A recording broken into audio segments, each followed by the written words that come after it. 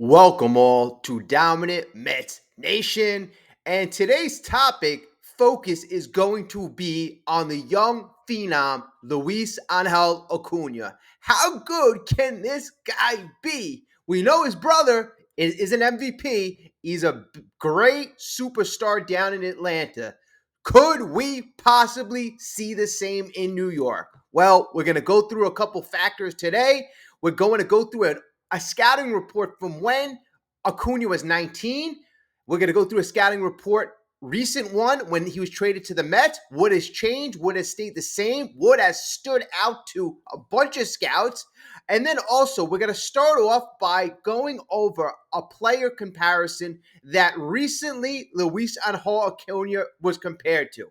We'll start off with that. At the end of the video, I am going to give you an accurate MLB player comparison. A guy I think that he has comparable skills to.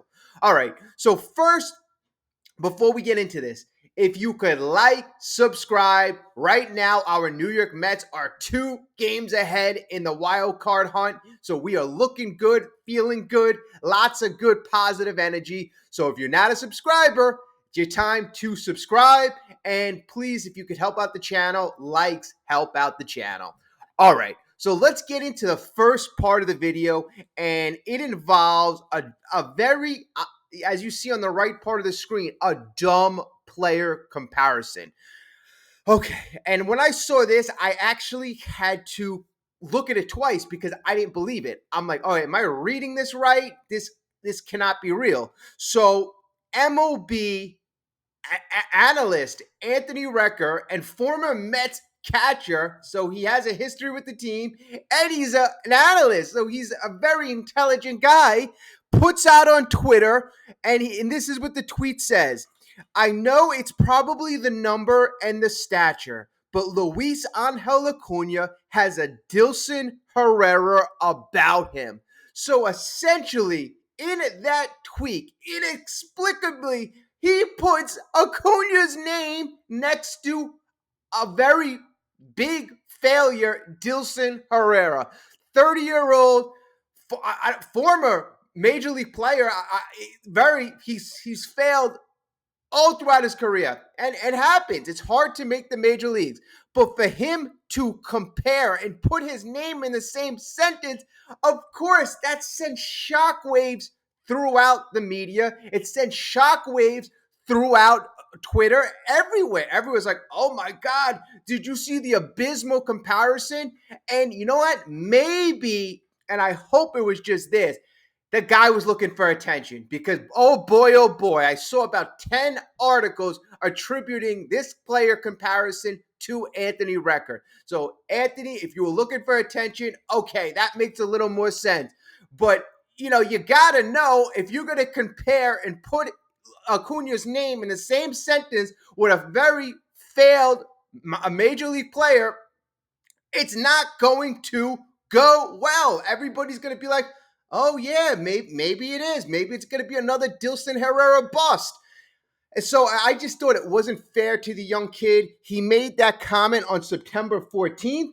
Today is September 18th. So in between now and then, Acuña's has had really good moments. So it hasn't affected the kid. And that's really good. But still, I didn't think it was a responsible comment. I didn't think it was an accurate comment. And you can't compare players by the stature and the build. So you're going to say anybody who has the same number and who's 6 foot, you can compare them to the thousands of other MLB players who are the same height and same size.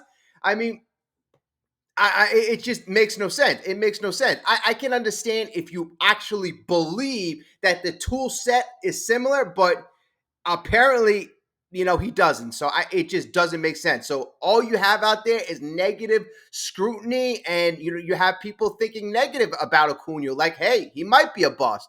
So that wasn't fair. And that was done by an MLB analyst who's very, very intelligent. So I was actually shocked to see that.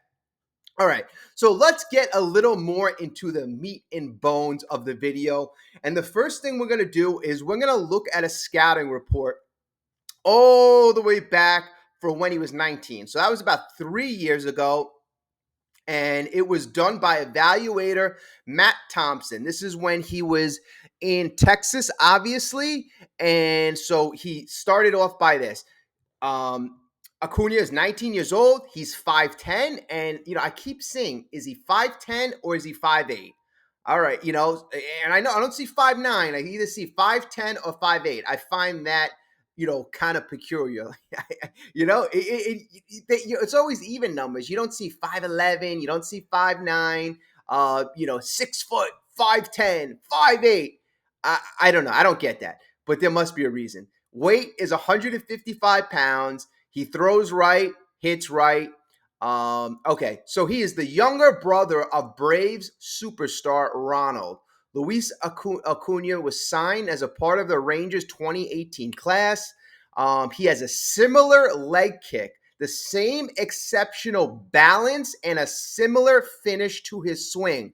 Acuna has average raw power presently, and while the power is not close to what his brother produces, he may have a stronger hit tool when compared to his brother at the same age.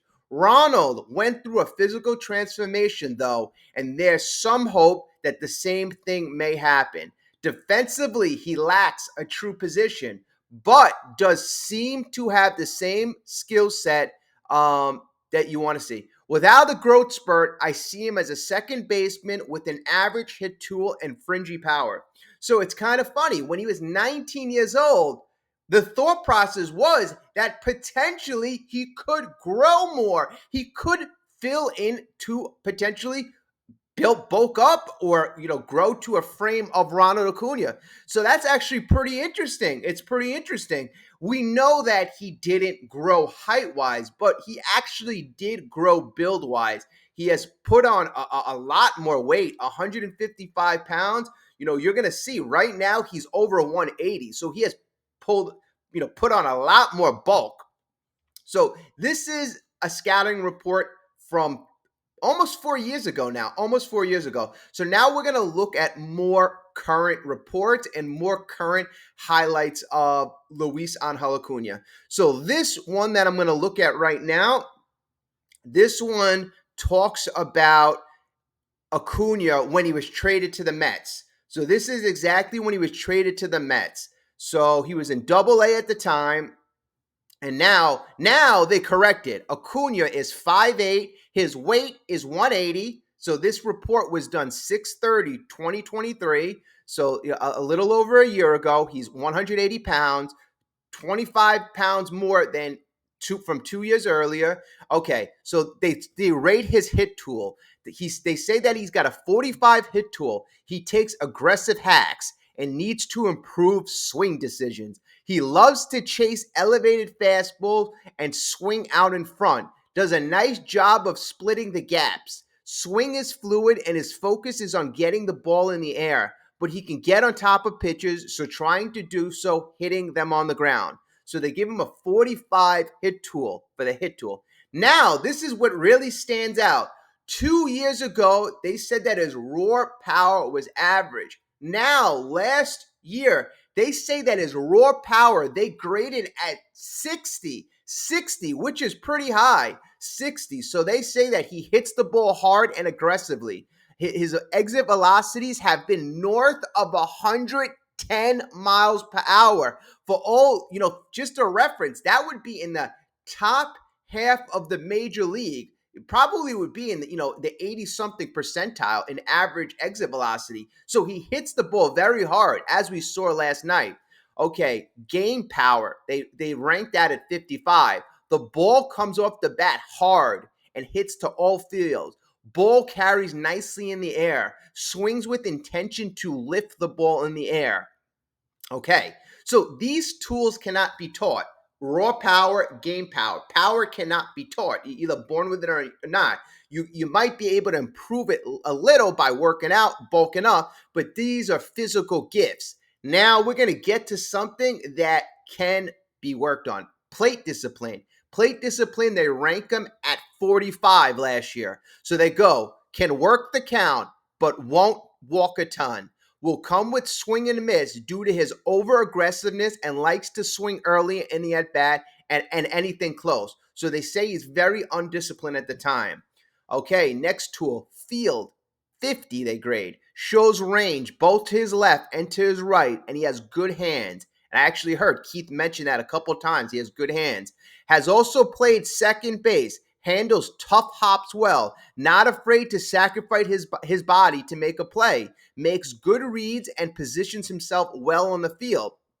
That's good. Arm, another thing you really can't teach. They say his arm is a 55. Quick releases from his glove and clean transfers. Makes accurate throws with zip behind them.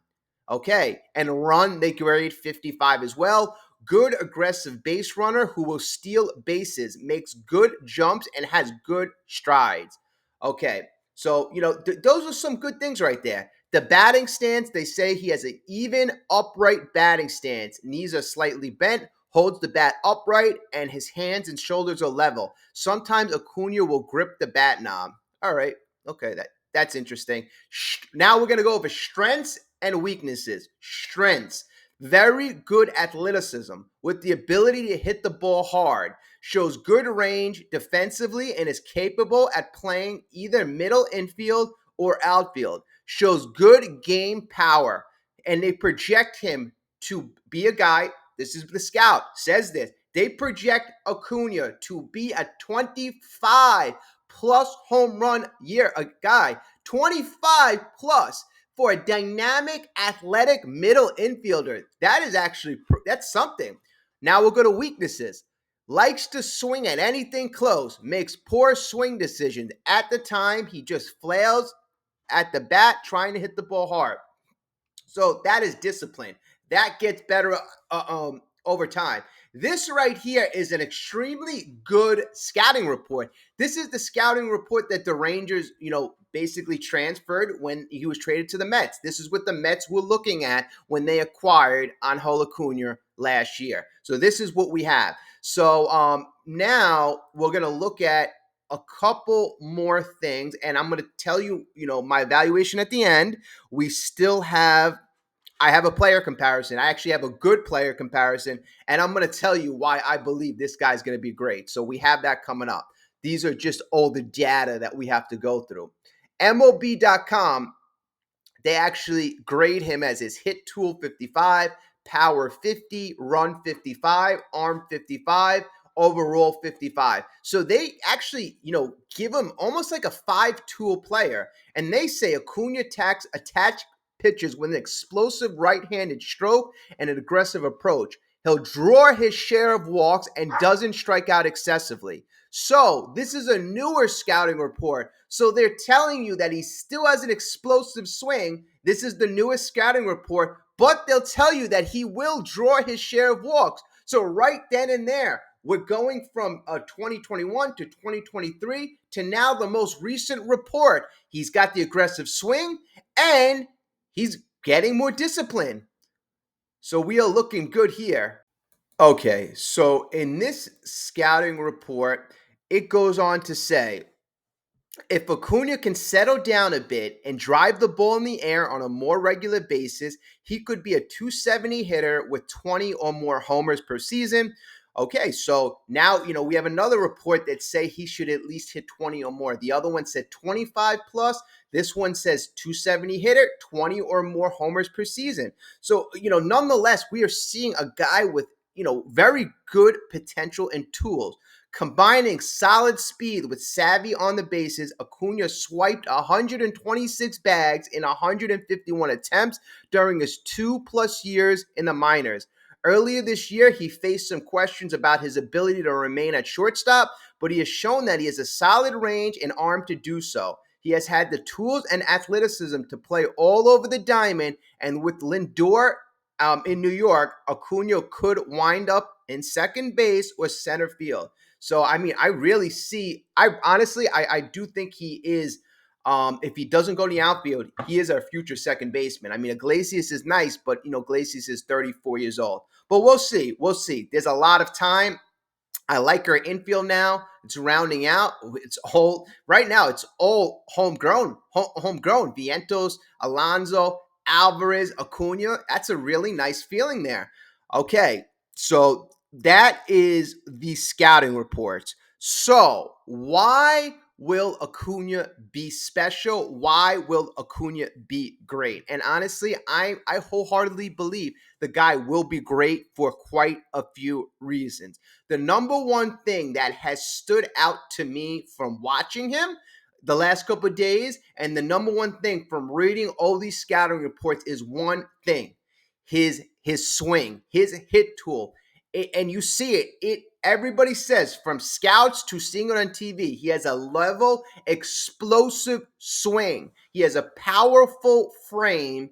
And in fact, I have something actually from Baseball America to back that up. Baseball America says he is a plus runner, a standout defender who has strong bat to ball skills and hand eye coordination. He likes to swing the bat and he will expand the zone early, but he fights off pitches with two strikes and takes his share of walks. Acuna is strong and twitchy with raw power more than his 5'8" frame suggests. So that was what I was alluding to.